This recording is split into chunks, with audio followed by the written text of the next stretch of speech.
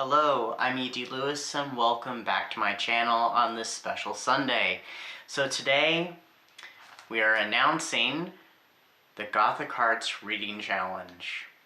So, last year, Regina at Regina's Haunted Library hosted this fantastic event and invited several of us to join in, and we had quite a blast. So it is back once again this year, 2024, again. So it is hosted by Regina herself, and she is joined by Aphrodite Lee, author D.L. Tillery, the Mistress of Horror, Elizabeth Sagewood, and myself.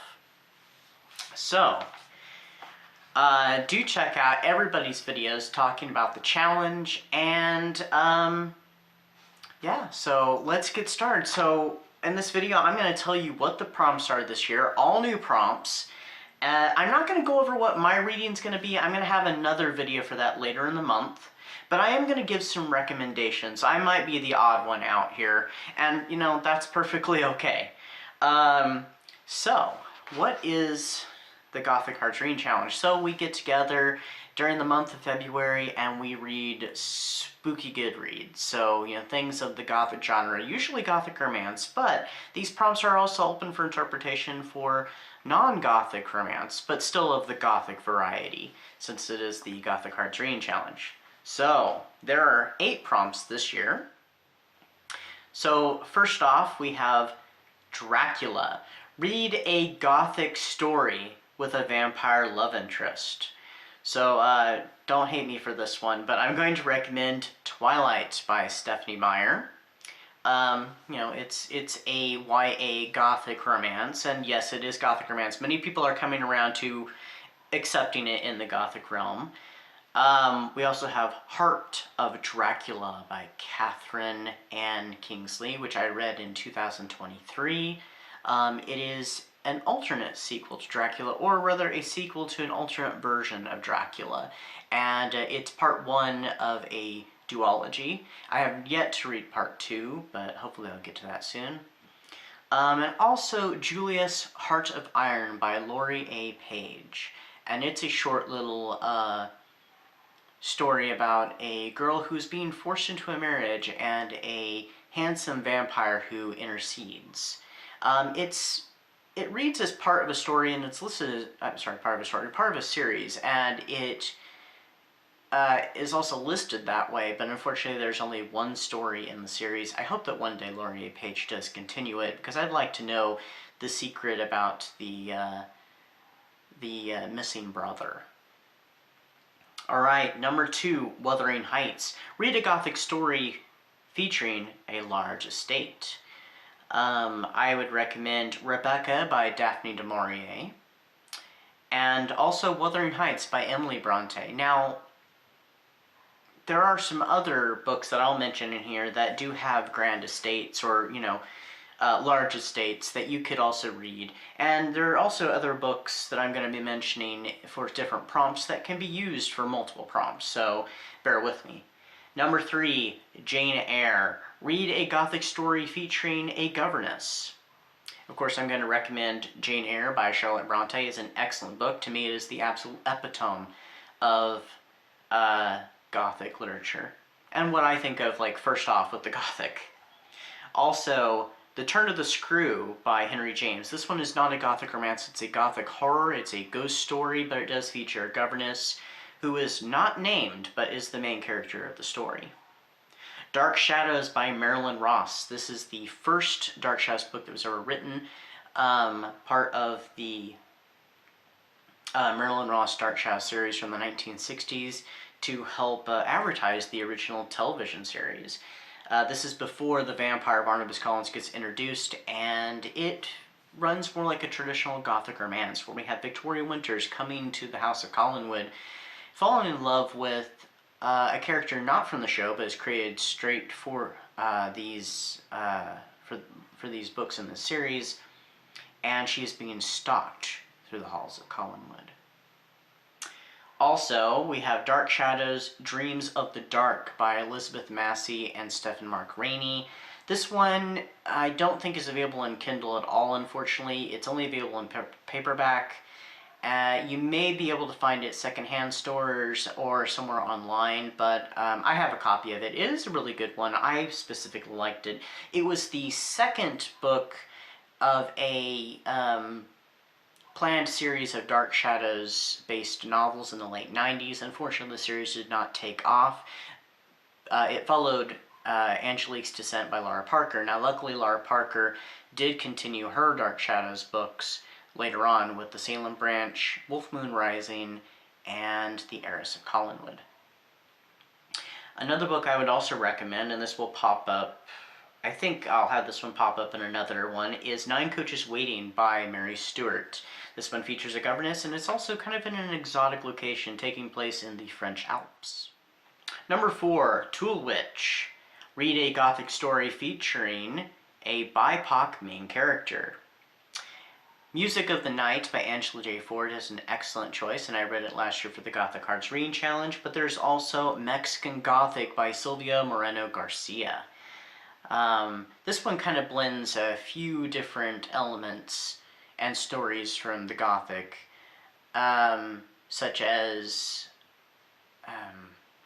My Cousin Rachel by Daphne du Maurier, which is another great read, and takes place at the Great Estate, by the way.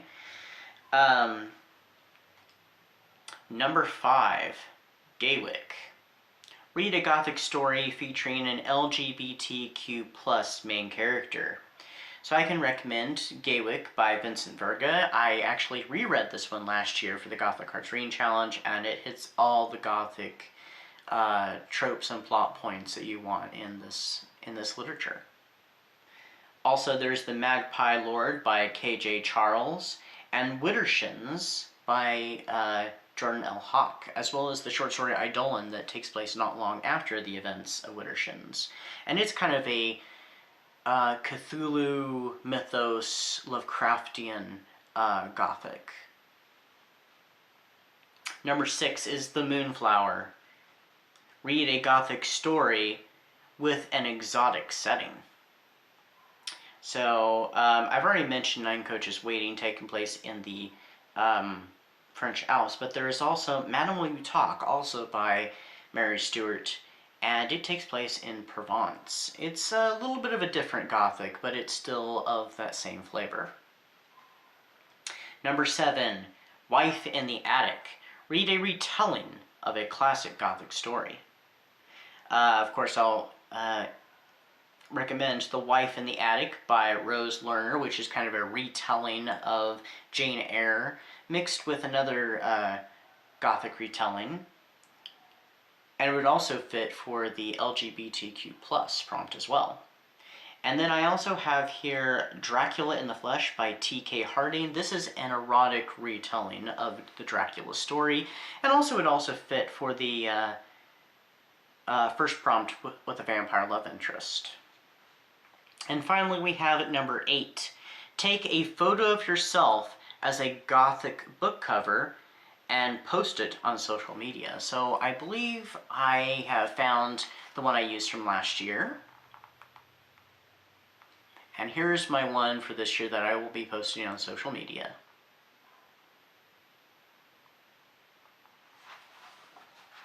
I hope you will all join us for this challenge. It's going to be a lot of fun. And yeah, I'll have updates throughout the month of February.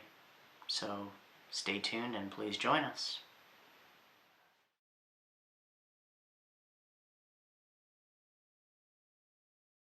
Alright, for the remainder of this video, when I was looking for something to do for my anniversary, one of the things that had been suggested to me before I made the post was I could show some Gothic books and stuff. Now, I'm not going to show off all of mine, but I will show some.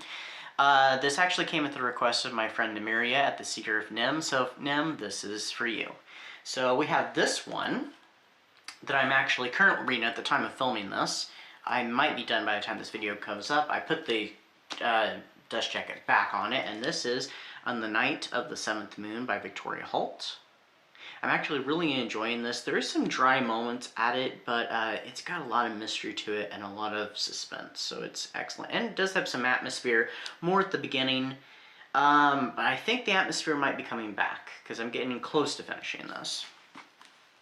Alright, next up, this one I got fairly recently, but I haven't really shown it off much, I don't think.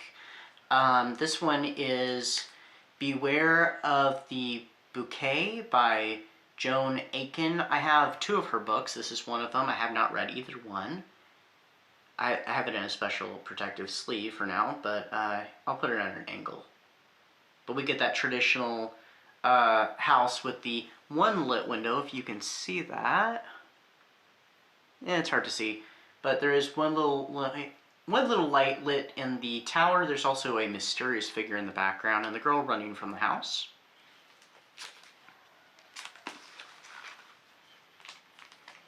Here's a Barbara Michaels, a little bit different. Barbara Michaels, from what I understand, she writes Gothic horror, but a lot of her books also fit into Gothic romance as well. So this one is Witch by Barbara Michaels, and we have a little bit of a different take. There is still a window lit in the house, but we have a cat. So I don't know what this one's about, but I'll read it at some point. I'm hoping to get into Mary Stewart. I've already read some Mary Stewart. Barbara Michaels soon. I've noticed that Barbara Michaels, her books are oftentimes on the little blurbs, you know, from people who have read it or read her books. A lot of them have Phyllis A. Whitney on the back, and some Phyllis A. Whitneys have Mary Stewart. I keep saying Mary Stewart. Barbara Michaels praising her book, so I wonder if they knew each other by any chance. I know they wrote in similar genres. This one is Bellwood by Elizabeth Ogilvie? I'm not really sure. This one's kind of a dark cover. We do have the one window lit, and the girl running away from the house in her nightgown. And some water. I wonder if the book really does take place near the ocean. Some of them don't, but they have an ocean, you know, for atmosphere and emotion. Alright, we have this one, which is Mallory's Luck by Kathleen A. Shoesmith. And this one's an Ace Gothic. And Ace Gothic were known being first in Gothic because they were the ones that kind of created the pulp Gothic romance subgenre in the early 60s. And this one also has that typical cover. I don't know what some of these are about, except for the one I'm reading currently. Here's a Phyllis A. Whitney book right here. This one's called CJ. This one's a little different. So the girl is not running away from a house, but a ship. I've not read this one. I've only read 2 Phyllis A. Whitneys so far.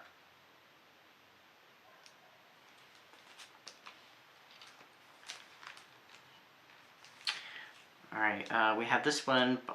This is Palmarum Tower by Charlotte Massey. A little bit different. We're assuming that's the hero saving her from the house, but you know, maybe she thinks it's the hero and turns out to be the villain. Here's another one. This one's The India Fan by Victoria Holt. It says Davenport Public Library. So this was an old library. Ooh, it came from Iowa. I actually got this one at the recycling center. Someone had donated it. This one, from what I understand, is when Victoria Holt was trying to write kind of a bodice ripper style. So it's one of her bodice ripper Gothics. But I've heard it's also still very Gothic, so... Okay, next up, this one I also have another protective cover over, and this is Listen for the Whisper by Phyllis A. Whitney. It's a very interestingly shaped house, and I've seen some of the pictures of the paperbacks, and there's a very similarly shaped house on those too, so I wonder about that. I haven't read the book though, so... Let's see, Whitney. This one I got at the recycling center, I think in the summer. Same time as I got the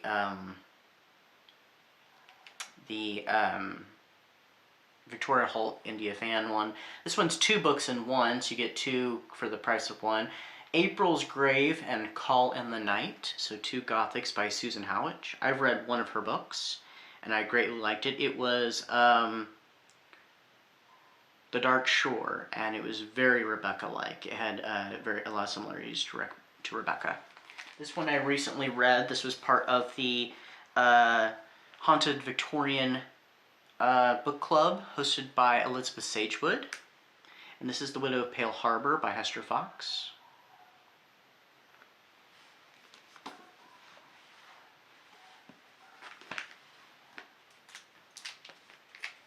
Next up we have 13 Winston Street. She's running off into the street. Is this one of those? Yeah, it's a queen-size Gothic from Popular Library.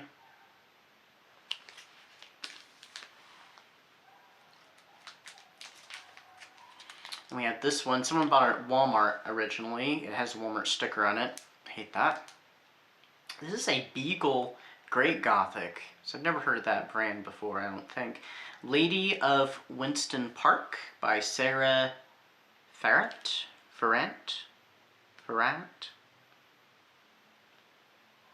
A little different.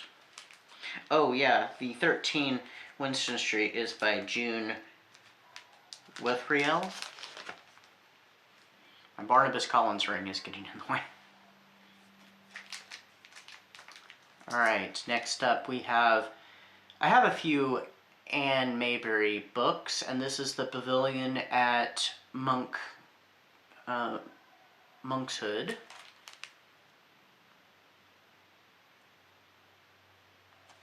I haven't read any of her books either, but I do have a couple of them. This one is my first, and I only have one like this, and this is the Birthstone Gothic series from Ballantine, and it is book number 10 in the series, The Opal Legacy. So this was a special series.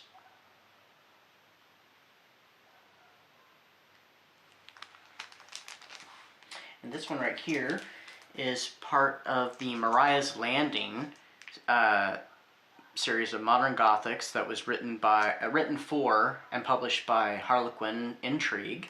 And this is, I don't remember which one in the series of Mariah's Landing. There's like 4 books in the series. So this is Howling in the Darkness. Very Gothic. Alright, we have another queen-size Gothic from Popular Library, and this is The Oblivious Host.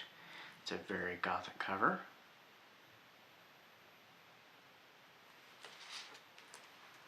And here's a Nora Lofts book called Lovers All Untrue. I think I have a few books by this author. She also goes by another name, but I don't remember what it is. And here's one more Phyllis A. Whitney. And this is, I love this style of covers, by the way. This is Sky Cameron. I just love this style of covers. I have, I think, a couple of her books like this. I think I have at least 2, but I love this where it has it like this and has this picture in particular. So, absolutely love it. So anyway, that's a little taste of some of the Gothics I have. I have, you know, a ton others. Well, I hope you enjoyed that little extra treat and stuck around for it. I hope you'll all be joining us for the Gothic Hearts Reading Challenge. And yeah, it'll be running all of February. So I'll see you very soon with some more videos, and before long I'll also be doing my, what I'm kind of planning on reading. So until then, stay safe, stay spooky, and I'll see you next time. Bye-bye.